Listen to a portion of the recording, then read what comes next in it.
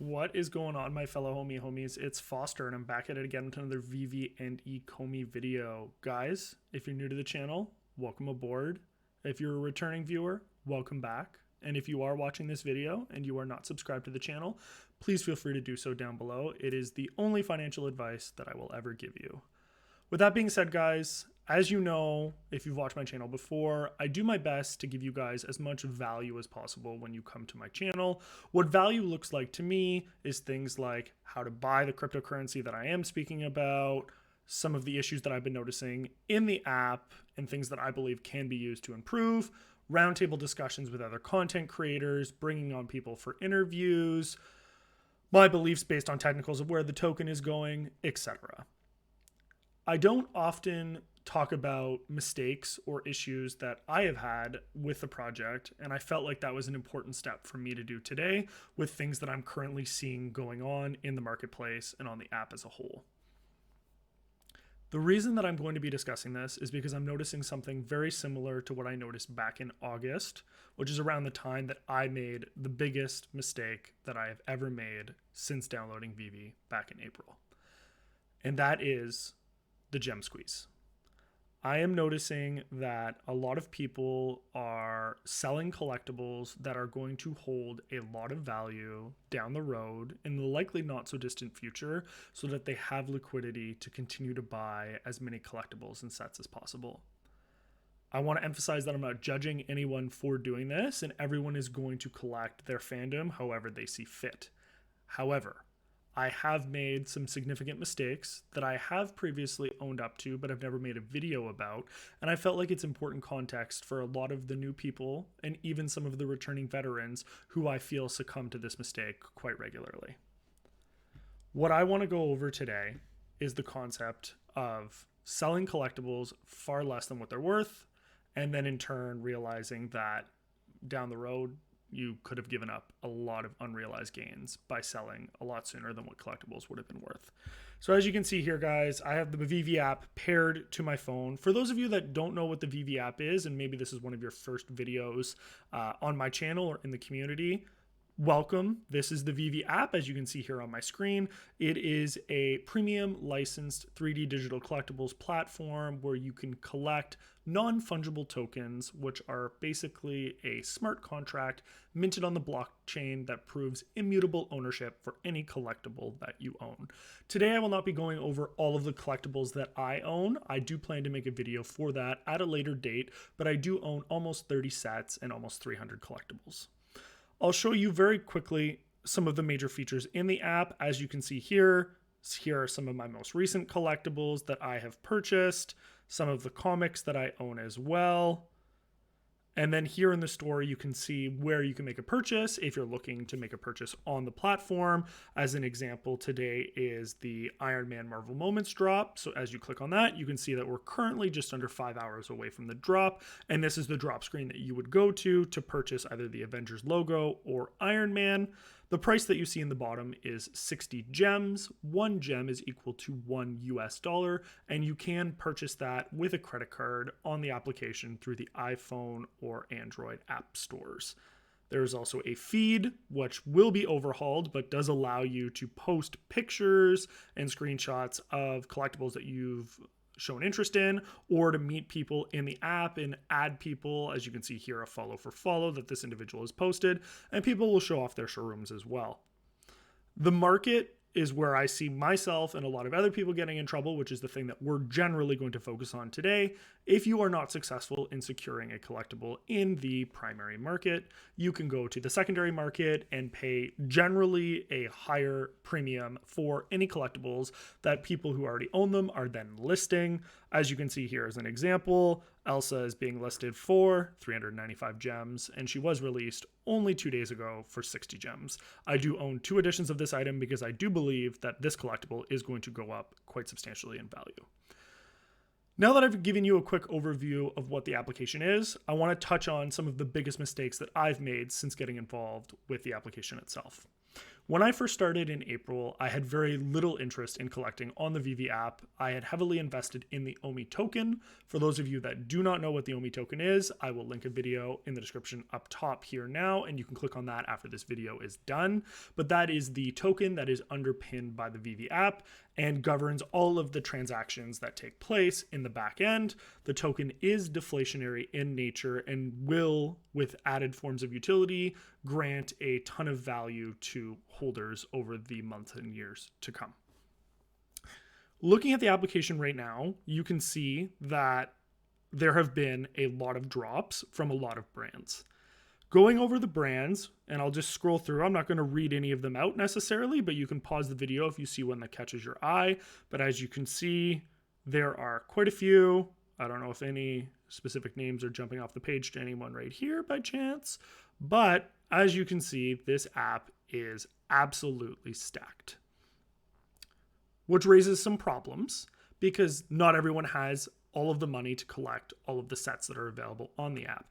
And this is the issue that I ran into after heavily investing in the OMI token. I wanted to diversify my portfolio, and in doing so, I wanted to purchase some of the NFTs from the VeVe platform in order to build up a repertoire that I believe would be valuable in the future. I can say that my portfolio has increased quite substantially on the VeVe app to this date. And once again, I will be making a video on that at a later date, but I want to focus on how much more it could have been if I had been a little bit more considerate of the macro factors that were playing into the value of these collectibles. I'm going to click on Marvel here. And I want to point out the description at the top, which is available to when you click on any brand, it shows up. It says Marvel Entertainment. Actually, I don't want to read that. Sorry. I want to read Spider-Man. Since its debut in Amazing Fantasy number 15, Spider-Man has been a global phenomenon and one of the most iconic superheroes of all time. Once a shy science nerd, Peter Parker's life was changed forever when he was bit by a radioactive spider, granting him amazing arcane-like abilities. If you guys don't know already, this is the first appearance of a Marvel NFT and Spider-Man, which is their most popular IP. This was the drop that took place in August of this year. This was the first drop from Marvel, and as you can see, it had 5 different variants of Spider-Man in different poses. I, at the time, when there was quite a few less users than there is now, went for this drop. As you can see, there are 5 editions ranging in rarity from common, uncommon, rare, ultra rare, and secret rare. Each individual edition will have a different total amount of collectibles available. As you can see, the common had 32,000 editions, whereas the secret rare only had 1,000. So the higher rarity that takes place, a lot fewer editions are available. And of course, the price point that they are sold and then rebought at is also quite substantially higher. For the common, when it was being purchased, the common was only 40 gems, but the secret rare, conversely, was 400 gems. I had the opportunity to go for this drop while it was live on the day that it came out. My wife also went for the drop, but was not in town, so she elected to go for the ultra rare rather than the secret rare because we felt as though her connection would not be high enough in order to secure the most competitive collectible. I was fortunate enough to secure the secret rare. Normally, what would happen if you own a collectible in the app is that under the for sale in market section right here on my phone, there would be a banner that says how many editions of this collectible that you own.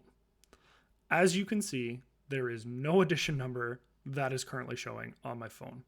And there is a reason for that. And that is because only 2 weeks after purchasing this collectible for $400, I turned around and sold it for $1,600. I want to take a second and stop here because I very much want to balance any form of entitlement or anything that people may feel as though will come across with that statement. Yes, I purchased a collectible for $400 and turned around 2 weeks later and made a 400% profit on it, $1,200, and was able to use that towards other collectibles. But when I explain to you what I'm going to explain next, you will understand why, if I had shown a little bit more patience and not so much of these paper hands, you would know why this was the single biggest mistake that I have made since I downloaded the platform back in April. As you can see, there's 50 for sale in the market currently. Before I click on this button, I want to reiterate that I sold my collectible for $1,600. I also want to add on to the fact that immediately after the drop, the collectible went from $400 to being listed in the marketplace for $3,200. This collectible was listed and began to be undercut by other people that were looking to pick up the collectible. Throughout the week or so that this was happening, I saw the collectible go from $3,200 to the price that I eventually sold it at $1,600. In my mind at the time, I was convinced that the decision that I made to sell for $1,600 was the correct one. Although I had lost 50% of the possible profit that I could have made if I had sold it at $3,200, I was still going to book a profit and ensure that I had no issues with having gems for future drops. With that in mind, this is the current cheapest Spider-Man that is available on the app. Oh, it hurts. It hurts to read every single time I click on it, but it's an important video to make. So, as you guys can see, the cheapest Spider-Man that is currently on the market is $13,900. The next cheapest immediately jumps all the way up to $15,700.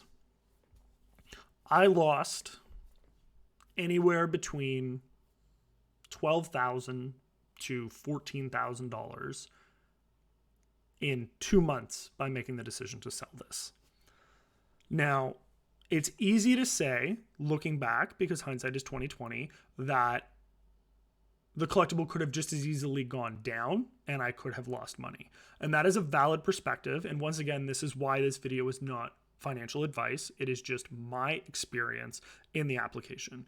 And as a part of that experience, it's understanding that there are people in this community and resources available that you can lean on in order to understand value a lot better than someone like myself who has a very strong understanding and grasp of the financials surrounding the OMI token, but maybe not so much a strong foundation as we can clearly see when it comes to the actual collectibles themselves. After having spoken with people in the community, I very much believe that this collectible will be worth $100,000 or more in the foreseeable future. Once that happens, I will have, in effect, lost or have an unrealized gain because of my early sale of 6 figures or $100,000. I know it's easy to say now, looking back, but this isn't the only time that I've ever made this mistake. This is simply just the most obvious mistake that I have made that I can illustrate and articulate to every one of my viewers, because I'm seeing it happen again with the Disney moments. And I really want to hammer home the point that at this point, in my opinion, you should not be selling some of these collectibles unless you need the money in order to do something with it, like pay bills or pay off debt or whatever the case may be. Because although booking a profit is always a good thing, and I will never discourage people from doing so, if you understand the inherent value of some of the collectibles on this platform, then you understand why it makes perfect sense not to sell the collectibles at these levels. I don't want to hammer home the Spider-Man example too much, but I do want to quickly touch on 1 or 2 other examples of collectibles that I have sold far earlier than they likely should have been.